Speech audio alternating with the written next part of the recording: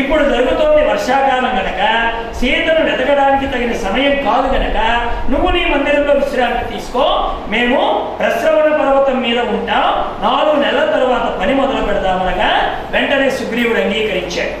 ఇలా కాలం జరుగుతుండగా ఈ 4 నెలల కాలం భోగాన్ని అనుభవించడంలో మగ్నమైన సుగ్రీవుడు రాముడికి ఇచ్చిన మాటను మర్చిపోయి భోగలాలసతతో ఇంద్రియాలకు పని చెప్పి అలా రుమతోటి తారతోటి కామోపభోగలాలసుడై తిరుగుతున్నాడు. ఈ విషయాన్ని గమనించినటువంటి రామచంద్రమూర్తి మొదలైనటువంటి వాళ్ళు, హనుమంతుడు మొదలైనటువంటి అక్కడ దగ్గరలో ఉన్నవాళ్ళు సుగ్రీవుడి దగ్గరికి వచ్చారు. మహావీర సుగ్రీవ, ఏ పనైనా తగిన సమయానికి చేయాలి. కాలం చెల్లిన తరువాత ఎంత పని చేసి ఏమిటి ప్రయోజనం? ఏమండి, ప్రతిదానికి ఒక కాలం ఉంటుంది. కాలము మరచి మనం పనిచేసాం అనుకోండి, ఇప్పుడు చూడండి 4 రోజులు అయిపోయింది, ఇంకో 4 రోజులు ఉందనుకుందాం, వచ్చే సోమవారం మాకు బాగా తీరిక కుదురుతుందని వచ్చారనుకోండి, పొరపాటున ఈ కళ్యాణ మండపానికి మొత్తం ఖాళీ అవుతుంది తప్ప ఒక్కడు ఉండరు ఇక్కడ. వచ్చే సోమవారానికి నేను అంబాజీపేటలో ఎంత పని వదిలేసి వస్తే తగుదనమ్మా అని సోమవారం నుంచి నాకు కుదిరితే మీరు ఎందుకుండరు అని అడిగితే మీకు కుదిరే సమయం మాకు కుదరదు కనుక, అది మీకు కుదిరే సమయం మాకు కుదరని సమయం. కాబట్టి సమయానికి వెళ్ళి దాన్ని పొందే ప్రయత్నం చేయాలి. కానీ అంతెందుకండి, 8 దాటిన తర్వాత వస్తే ఇక్కడ ఎవరు ఉండరు, మళ్ళీ 12 దాటిన తర్వాత వస్తే మధ్యాహ్నం ఎవరు ఉండరు. అలాగే ఒక సమయం ఉంటుందండి, ఆ సమయానికి మనం దాన్ని సద్వినియోగం చేసుకోవాలి. అలా కాలాన్ని ఎరిగి ప్రవర్తించాలి. ఇప్పుడు మనకి 4 నెలల కాలం పూర్తిగా వస్తుంది, సీతాదేవిని వెతకాలి, మనందరి బాధ్యత కదా. రాముడు వచ్చి మళ్ళీ హెచ్చరించే లోపలనే మనం పనులు ప్రారంభం చేయాలి అని ఎప్పుడైతే వాడు సూచించారో ఆ సూచన ప్రకారం సుగ్రీవుడు అందరినీ పిలిపించాడు, వానర సైన్యాన్ని అందరినీ పిలిపించేశాడు. ఇలా పిలిపించి ఓసారి ఇలా ప్రయత్నం చేస్తున్న సందర్భంలో అక్కడ హనుమకి కొద్దిగా ఈ రాయబారాన్ని ఇవన్నీ చేయడం ఆయనకు అలవాటే. సుగ్రీవుని సమాయత్తపరిచే క్రమంలో లక్ష్మణుడిని పంపిస్తాడు రామచంద్రమూర్తి. ఓసారి నువ్వు వెళ్ళి రావయ్యా, వాలి ఇంకా ఆ తెరిచిన ద్వారాలు ఇంకా ముయ్యలేదు, సుగ్రీవుడు ఏదో కామోపభోగాల్లో మునిగిపోయి మన పనిని అశ్రద్ధ చేస్తున్నాడు, వారి ఏ దారిని పోయాడో అదే దారిలో సుగ్రీవుడు పోతాడని చెప్పు, ఏ కామం వల్ల వారి సమయింపబడ్డాడో అదే కామం వల్ల సుగ్రీవుడు కూడా పడిపోతాడని చెప్పు అనగానే లక్ష్మణుడు అలా వెళ్ళి ముందుగా ఆ సమాచారాన్ని తెలియపరిస్తే ఆ మాట తలకెక్కలేదు. హనుమంతుడు సుగ్రీవుడికి హితబోధ చేయడం కోసం వచ్చారు.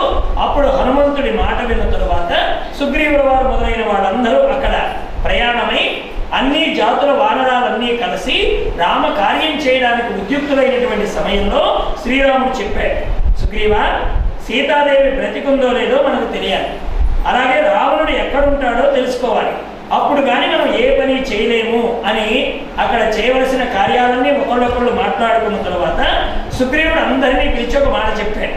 ఈ వినతుడున్నాడే 7 లక్షల మంది వానరులతో తూర్పు వైపుకు వెళ్ళిపోతాడు. ఇక అంగదుడున్నాడే ఈయన నాయకత్వాన్ని వహిస్తాడు. హనుమంతుడు, జాంబవంతుడు మొదలైన వీళ్ళందరూ కూడా దక్షిణానికి వెళతారు. ఇక 2 లక్షల మంది సైన్యంతో సుషేనుడు అనే ఈ మహానుభావుడు పశ్చిమ దిక్కుకు ఆధిపత్యాన్ని వహిస్తాడు, ఈయన ఆ వైపుకు వెళ్ళిపోతాడు. ఇక శతబలుడు అనే ఈ మహానుభావుడు 1,00,000 మందిని తీసుకుంటాడు, ఉత్తరం వైపుకు వెళతారు. ఇప్పుడు మీ అందరికీ ఏ విభాగానికి ఎవరెవరు వెళ్ళారో చెప్పారు కనుక ఇంకో మాట చెప్తున్నాను, మీ అందరికీ 1 నెల గడువు మాత్రం ఇస్తున్నాను. ఈ నెల లోపల మీరు సీతాన్వేషణ చేయాలి, అమ్మవారి జాడ తెలుసుకోవాలి. ఒకవేళ ఈ నెల లోపల కార్యం కనుక పూర్తి కాకపోతే మీరు రాజదండనికి గురి అవుతారని హెచ్చరిక చేయడమైనది అని వెంటనే సుగ్రీవుడు చెప్పగానే హనుమంతుని ప్రక్కన ఉన్న వారిని పిలిచి చెప్పాడు, హనుమంత, నీకు తిరుగు లేదు, నీ గమనాన్ని ఎవరు అడ్డగించలేరు, దేవ గంధర్వులలో నిన్ను ఎదిరించగలిగిన మొనగాడు ఏ ఒక్కడు లేడు. అలాంటి హనుమంతుడు కార్యసాధకుడిగా అనుకున్నాడు ఈ కౌసల్యానందవర్ధనుడు కనుక ఆ ఉంగరాన్ని అతడికే ఇచ్చాడు. దీన్ని సీతాదేవికి చూపిస్తే నేను నమ్ముతుందని చెప్పాడు. అప్పుడు ఆ హనుమంతుడు ఆ ఉంగరాన్ని శిరస్సు మీద పెట్టుకొని శ్రీరాముడి పాదాలకు నమస్కరించి అక్కడి నుంచి కదిరాడు. ఇక సీతాన్వేషణలో అందరూ శక్తివంచం లేకుండా పనిచేయండి సుగ్రీవుడు హెచ్చరించగానే వారికి ఏర్పరిచిన దిక్కుల వైపు వెళుతూ ఉంటే ఈ దక్షిణం వైపు వెళ్ళినటువంటి వాళ్ళందరికీ కూడా అన్ని ఏది వాళ్ళు కనిపించే జనపదాలు, వాడు వెతకవలసిన కొండలు, గుట్టలు, పర్వతాలు, లోయలు ఇవన్నీ చూసుకుంటూ వెళుతున్న సందర్భంలో అంగదుడు అన్నాడు, ఓ రోజున వానర వీరులారా, కార్యం గడిచిపోతుంది, కాలము గడిచిపోతుంది. కానీ సీతాన్వేషణలో మనం చేసేటువంటి ప్రయత్నంలో అమ్మజాడ మనకి ఇంతవరకు తెలియలేదు కదా, ఇప్పుడు ఏం చేద్దామని నిరుత్సాహంగా కూర్చున్న సందర్భంలో అప్పుడు ఆయన ఒక మాట అన్నాడు.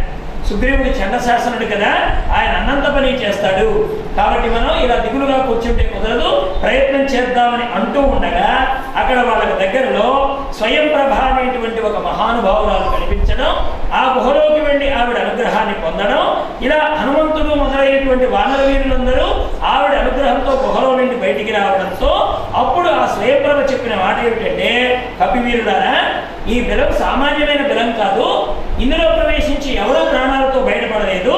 కానీ మీరు చెప్పిన రామకథ, మీరు చేస్తున్న రామకార్యం, మీరు నాకు వినిపించిన రామ వైభవాన్ని విన్న తరువాత మీకు సాయం చేయాలనే బుద్ధి నాలో కలిగింది, మిమ్మల్ని ఇందులో నుంచి బయటపడవేస్తాను అని స్వయంప్రభ చెప్పింది అంటాడు వాల్మీకి మహర్షి.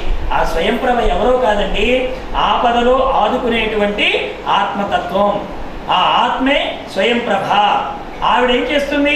రామనామం ఉత్సాహం ఇస్తుంది, రామనామానికి ఆవిడ ఆనందపడుతుంది. ఎవరు రామనామం చేస్తారో, రాముణ్ణి తలుచుకుంటారో వాళ్ళకి ఆ కొండ పిల్లల్లో నుంచి ఆవిడ బయటపడేస్తుంది.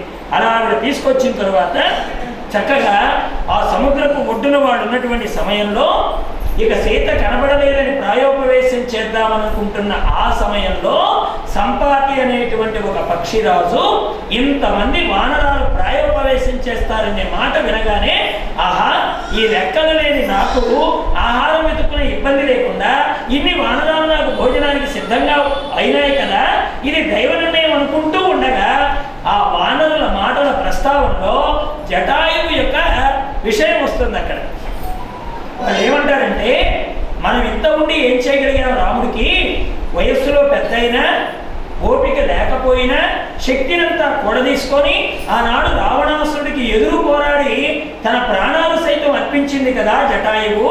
ఆ జటాయువు చేసిన పనిలో కొంత పనైనా మనం చేయలేకపోతున్నామే అని అనుకుంటూ ఉండగా అప్పుడు ఈ సంపాతి జటాయువు ఏమిటి, ఆ విషయం ఏమిటి, మరణం ఏమిటి అని అడగగానే, అసలు ఆయనకి నీకు సంబంధం ఏమిటి అని అడగగానే అప్పుడు సంపాతి చెప్పింది. ఇంతకుముందు చెప్పుకున్నాం కదా జటాయు సంపాతి యొక్క కథ.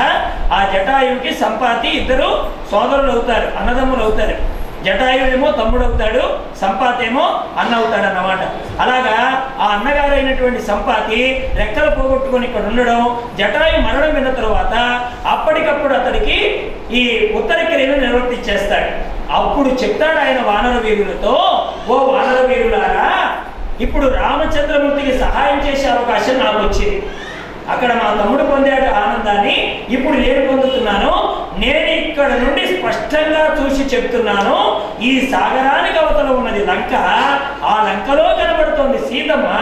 ఆ అమ్మని మీరు చూడడానికి అవకాశం మీకు లభిస్తోంది, రామకార్యం నెరవేరుతోందని సంపాతి చెప్పగానే అప్పటికప్పుడు సంపాతికి రెక్కలు వచ్చి హాయిగా ఎగురుకుంటూ వెళ్ళిపోయాడు.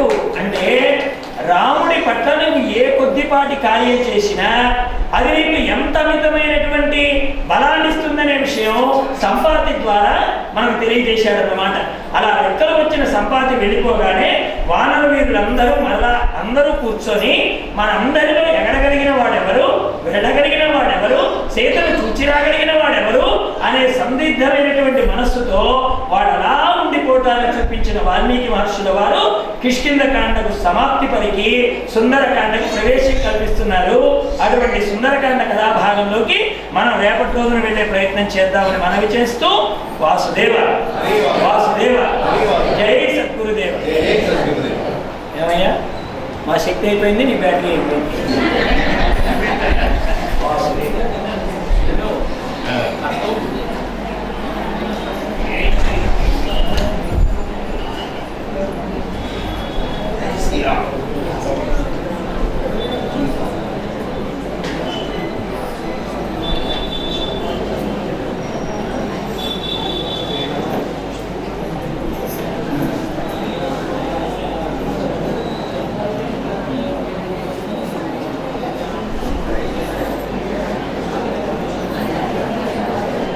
ఒకసారి రామాయణ శ్లోకం చెప్పుకొని కార్యక్రమాన్ని ముందుకు తీసుకువెడదాం.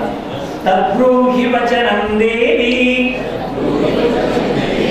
రాజ్ఞో యదవికాం యద్వాంఛితం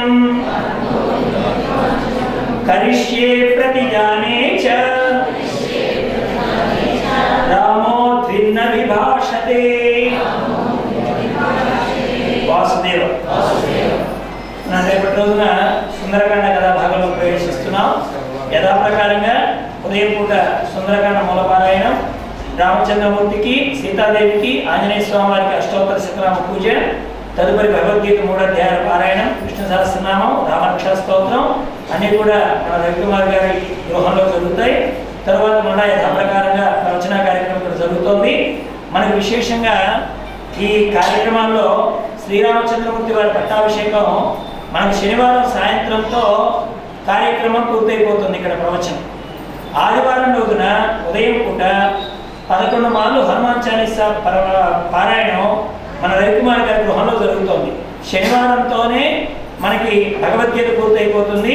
కేవలం విష్ణు సహస్రనామం, రామరక్షా స్తోత్రం మాత్రం మనం పారాయణం పెట్టుకోవాలి అయిపోయేంత వరకు కనుక ఆదివారం రోజున కేవలం 2 ఉంటాయి. 11 మార్లు హనుమాన్ చాలీసా పారాయణం అక్కడ జరుగుతుంది. తదుపరి దాదాపుగా 9:30-9 గంటల సమయం దగ్గర నుండి ఇక్కడ మనకి స్వామివారు మూర్తి రూపంలో ఉండి ఈ రామాయణ కథ ప్రారంభమైన దగ్గర నుండి ముగింపు అయ్యేంత వరకు స్వామివారి ఇక్కడ మనకు ఉత్సవ విగ్రహాల రూపంలో దర్శనమిస్తున్నారు కనుక ఈ స్వామివారికి ఆదివారం రోజున క్రియాకలాప రూపంలో రవికుమార్ దంపతులు వారు స్వామివారికి పట్టాభిషేక మహోత్సవ కార్యక్రమాన్ని సమస్త నదీ జలాల యొక్క అభిషేకం అంతా కూడా ఇక్కడ ఏర్పాటు చేసే కార్యక్రమాన్ని వారు ముందుంచడం జరిగింది. మనకు అటువంటి భాగ్యాన్ని ఆదివారం రోజున ఉదయం 9:30 దగ్గర నుండి దాదాపుగా 1 గంట సేపు అలాగా కార్యక్రమం పూర్తయిపోయిన తర్వాత తదుపరి మనకి 1 గంట సేపు రామాయణ పట్టాభిషేక ప్రవచన కార్యక్రమం. అంటే వాడు క్రియారూపంగా చేసిన దాన్ని మనం చూసినందుకు కాను ఎలా జరిగిందనే విషయాన్ని, ఆనాడు అయోధ్యలో ఎలా జరిగిందనే విషయాన్ని మనం ప్రవచన రూపంలో చెప్పుకుంటా. తదుపరి కార్యక్రమం అయిపోయిన తర్వాత ఇక్కడ రవికుమార్ వారి గృహ ఎవరైతే కుటుంబ సభ్యులు ఉన్నారో వాళ్ళు రామచంద్రమూర్తికి మంగళ నీరాజనాన్ని సమర్పిస్తారు. దాంతో మనకు కార్యక్రమం పూర్తయిపోతుంది. తర్వాత మనకి ప్రసాద వితరణ కూడా జరుగుతుంది. అలా మనకి కార్యక్రమాలన్నీ ఆదివారంతో ముగుస్తాయని చెప్పడం అవుతుంది. రేపు మనకు విశేషంగా సుందరకాండ ప్రవచన కార్యక్రమం కనుక మనం ఈ సుందరకాండ ప్రత్యేకించి మీకు సుందరకాండ మహత్యం గురించి చెప్పక్కర్లేదు. ఎందుకంటే ఎవరికి ఉద్యోగం రాకపోయినా సుందరకాండ చదవండి అంటారు, పెళ్లి కుదరలేదన్నా సుందరకాండ చదవండి అంటారు, పిల్లలు పుట్టలేదన్నా సుందరకాండ చదవండి అంటారు, నాకు మనశ్శాంతి లేదన్నా సుందరకాండ చదవండి అంటారు. కాబట్టి అన్నింటికీ మూలం ఏమిటంటే రామాయణంలో సుందరకాండ. దాన్ని మనం ప్రవచన రూపంలో రేపంతా కూడా సుందరకాండ ప్రవచనమే జరుగుతోంది కనుక అన్ని కార్యక్రమాల్లో పాల్గొని స్వామివారి యొక్క అనుగ్రహానికి పాత్రలు కావాల్సిందిగా అందరినీ ప్రార్థిస్తూ ఆహ్వానిస్తున్నాం. వాసుదేవ వాసుదేవ జై సద్గురుదేవ.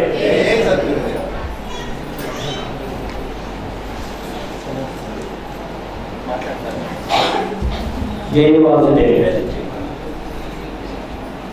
ఈరోజు స్వామివారి గురువుగారి కృపాకటాక్షంతో 6వ రోజు కార్యక్రమం పూర్తయింది. నిన్న చెప్పినాను ఈరోజు సీతారామచంద్ర స్వామి వారి బుధవారం అత్యంత ప్రీతికరమైన రోజు.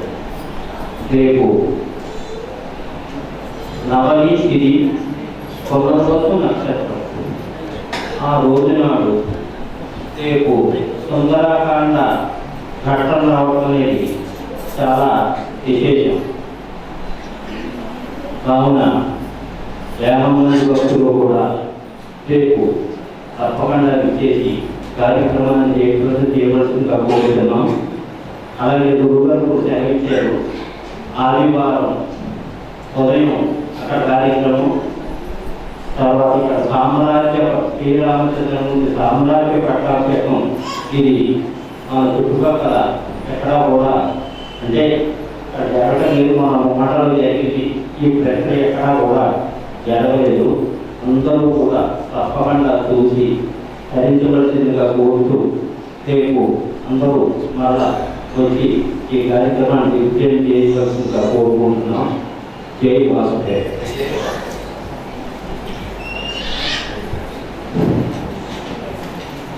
ఓం మంగళ